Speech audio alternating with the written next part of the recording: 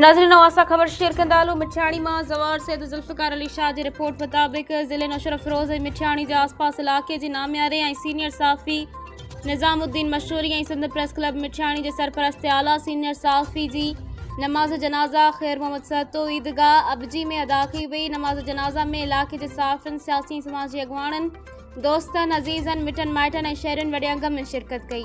Senior साफ़ी मरहूम निज़ामुद्दीन मशहूरी जे विछोड़े ते साफ़ती बिरादरी समेत इलाक़े वासियुनि में ॾुख जी लहर छायल आहे। शिरकत कंदड़नि मरहूम जी साफ़ती ख़िदमतुनि खे साराईंदे चयो त सर निज़ामुद्दीन मशहूरी पंहिंजे कलम ज़रिए हमेशह सच ऐं हक़ जे आवाज़ खे उजागर कियो। नमाज़ जनाज़ा खां पोइ मरहूम खे आलनि अखियुनि सां मिटीअ मां हवाले कयो वियो। उन मौक़े ते दुआ कई वई त अल्लाह पाक मरहूम खे जन्नतुल फिरदौस में आला मक़ाम अता फ़रमाए ऐं पोयरनि खे सबर जमील अता फ़रमाए। उन मौक़े ते सिंध प्रेस क्लब मिठियाणी 3 ॾींहं सोग जो ऐलान करे छॾियो।